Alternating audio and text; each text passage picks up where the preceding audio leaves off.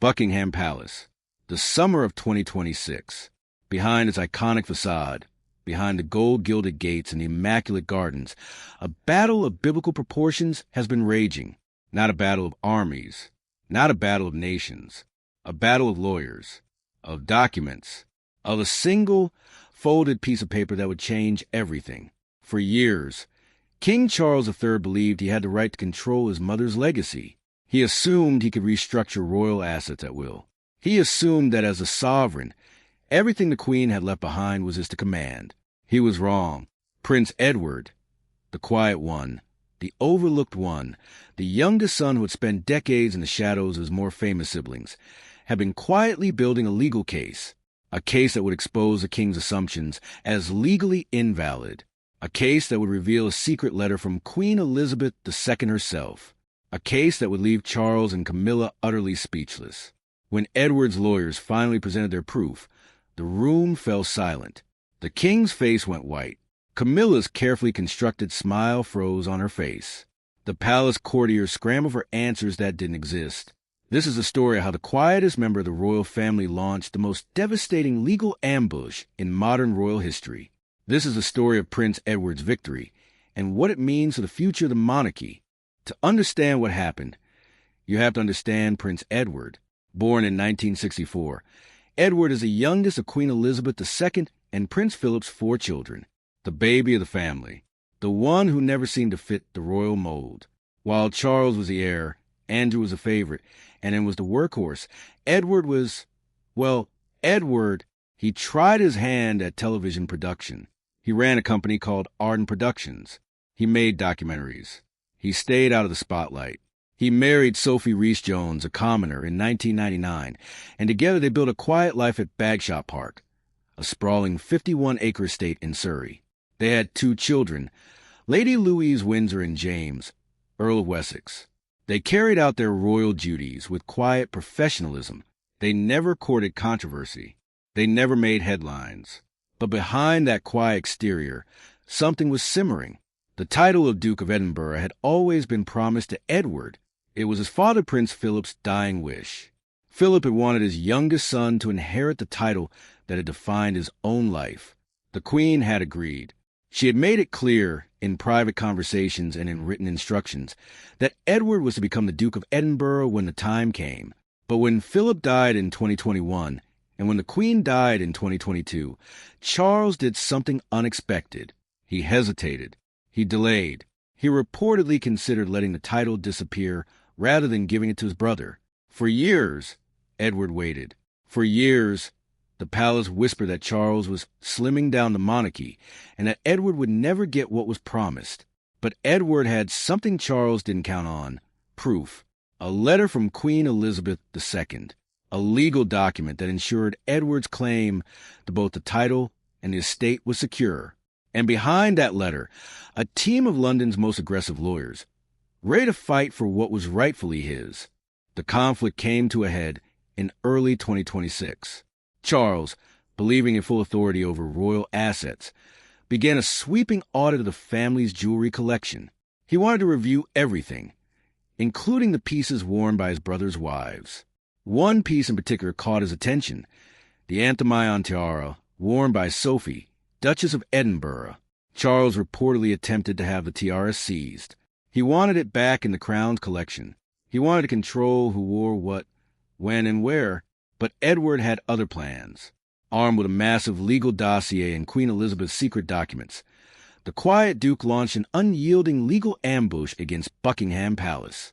His lawyers presented undeniable legal proof that Edward, not Charles, was a true heir to valuable estates, personal collections, and financial assets that Charles had been treating as his own since his mother's death. This wasn't about sentiment or tradition. This was about lawyers, documents, and undeniable legal evidence. Edward had the paperwork. Charles had assumptions. The palace was stunned. According to insiders, Charles had allegedly ignored the late Queen's private legal instructions, following advice from Camilla's faction instead. The legal team presented their case. First, Bagshot Park. Edward had leased the property for 50 years in 1998, paying £5,000 a year, later rising to £90,000 a year. He had also paid £1.36 million for renovations, with the Crown estate covering the rest of the £3 million. The agreement was ironclad. Charles had no authority to change it. Second, the Antemayon tiara. It was not Crown property. It was a private gift, protected by legal agreements that Charles had no right to overturn. Third, and most devastatingly, the Duke of Edinburgh title. The late Queen's letter made it absolutely clear. Edward was to inherit the title. Charles's delay was not just a personal slight. It was a violation of his mother's explicit wishes. And fourth, broader assets. Edward's lawyers confirmed that he was a true heir to personal collections and financial assets that Charles had been wrongly claiming for years. The king was legally wrong, and for the first time in his life, the younger brother had won. The moment the legal findings were presented, the atmosphere in the palace changed. King Charles, who had spent his entire life preparing to be king, who had waited 7 decades for his turn, suddenly found himself legally outmaneuvered by his quietest sibling. According to palace insiders, Charles was speechless. He had assumed that his position as sovereign gave him ultimate authority over all royal assets. He had been wrong.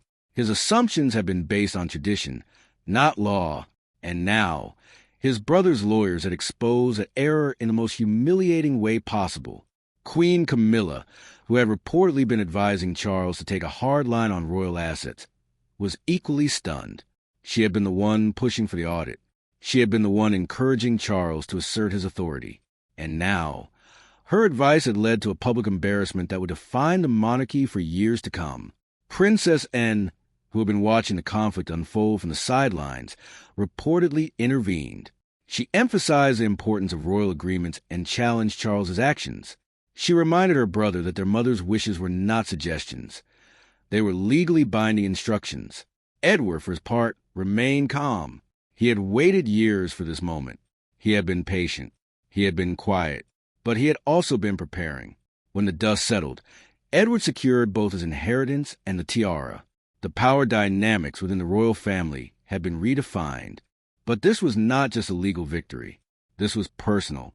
This was emotional.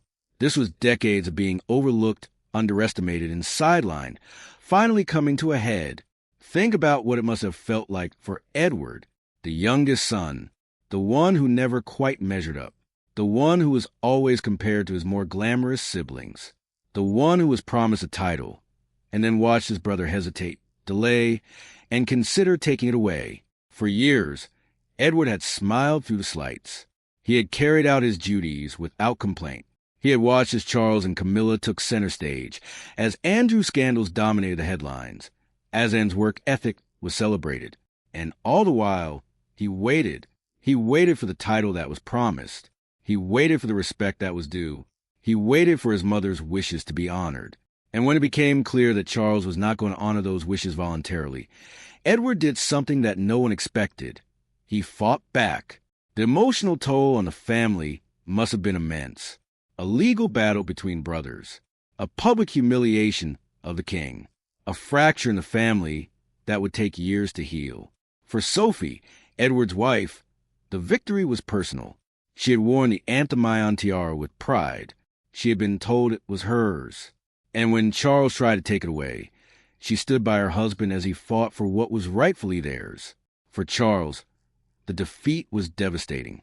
He had spent his entire life preparing to be king. He had waited longer than any heir in British history. And now, just a few years into his reign, he had been publicly humiliated by his own brother. For Camilla, the fallout was even worse. She had been the one pushing for the audit. She had been the one advising Charles to be tough. And now, her fingerprints were all over a royal disaster. The key to Edward's victory was a document that has become known as the Windsor Black File. This wasn't just a letter. This was a comprehensive legal framework that Queen Elizabeth II had put in place to protect her youngest son's inheritance. It included instructions on the Duke of Edinburgh title, on Bagshot Park, on the Antemayon tiara, and on broader financial assets. According to insiders, Charles allegedly ignored these instructions, following advice from Camilla's faction instead. He assumed that as king, he could override his mother's wishes. He was wrong. The situation throws light on the complexities of how royal wealth is intertwined with legal trustee regulations rather than just tradition. The monarchy is not just a family. It is a legal entity. And legal entities are bound by documents, by contracts, by laws. Charles learned this lesson the hard way. Queen Elizabeth had always been careful about her legacy. She had seen what happened when royal wills were contested. She had seen the damage that family feuds had caused. And she had taken steps to ensure that her wishes would be honored. She had written the letter. She had secured the agreements. She had made sure that Edward would be protected. And when Charles tried to undo her work, the legal system did what it was supposed to do. It enforced the Queen's wishes. When the news broke, the public reaction was swift and brutal. Headlines across Britain screamed the story. King Charles wronged for years. Prince Edward's lawyers prove he inherited what Charles claimed. The tabloids had a field day. The quiet prince who had been ignored for decades had finally won. The king who had everything had been legally outmaneuvered. The queen consort who had been pulling the strings had been exposed. Social media exploded. Hashtags like hashtag Team Edward and hashtag Charles was wrong trended for days. Royal commentators lined up to offer their analysis. This isn't just about estates and money, one expert noted. It's about whom the queen trusted and whom she didn't. The public, who had grown tired of royal scandals, found themselves fascinated by this one. It wasn't about sex or money or celebrity gossip. It was about something more fundamental: respect, justice, the rule of law. A younger brother finally get what he was promised. A king finally facing consequences for his assumptions. The palace's PR machine went into overdrive.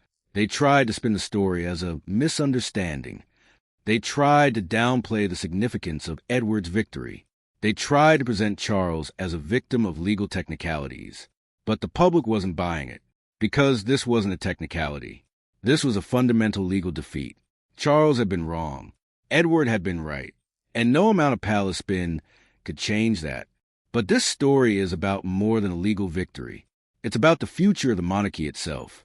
The British monarchy has survived for over 1,000 years by adapting, by changing, by evolving, but it has also survived by maintaining the illusion of unity, the illusion that the family is one, that the sovereign's will is absolute, that the crown is above petty squabbles. Edward's legal victory shattered that illusion. For the first time in modern history, a senior member of the royal family had used the legal system to defeat the sovereign, not in a court of public opinion, not in a tabloid headline, in a court of law. And that changes everything. Because if the king can be legally wrong about his own inheritance, what else is he wrong about? If the queen's instructions can be ignored by her own son, what does that say about the rule of law within the monarchy? If Camilla's faction can lead the king into a legal disaster, what does that say about her influence? These are questions that the palace cannot answer. These are questions that will haunt the monarchy for years to come. The victory also exposes the growing divide within the royal family. Charles and Camilla on one side, Edward and Sophie on the other, and the mediator trying to keep the peace, William, the future king, watching from the sidelines.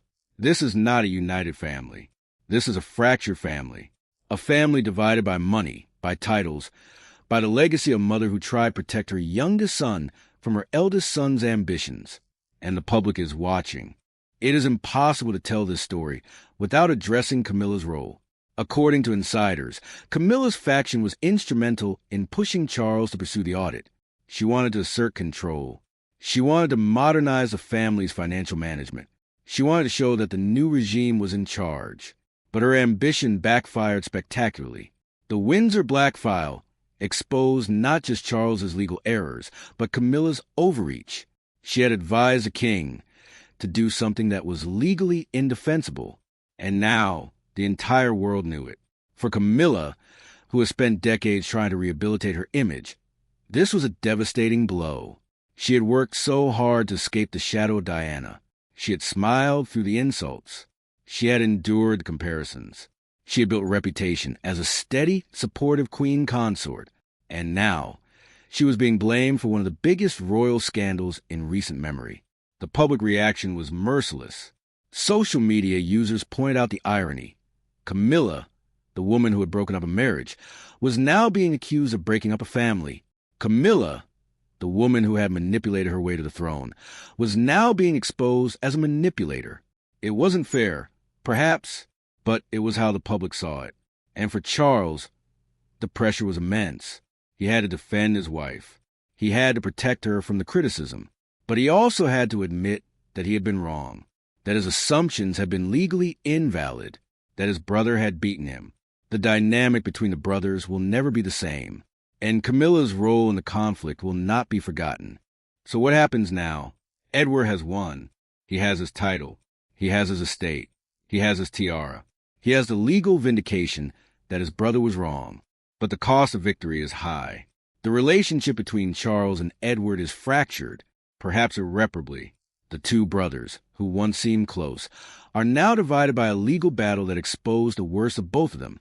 Charles, the king who assumed he could do whatever he wanted. Edward, the brother who waited years and then struck with devastating precision. For the monarchy, the implications are profound. The institution that prides itself on unity and tradition has been exposed as fractured and litigious. The king has been humiliated. The queen consort has been blamed. And the public has been given a front-row seat to the family's dysfunction. William, the future king, is watching closely. He has seen how his father's assumptions led to disaster. He has seen how Camilla's influence led to overreach. He has seen how his uncle's patience and legal preparation led to victory. The lessons will not be lost on him. And for Edward and Sophie, the victory is sweet but temporary. They have won the battle.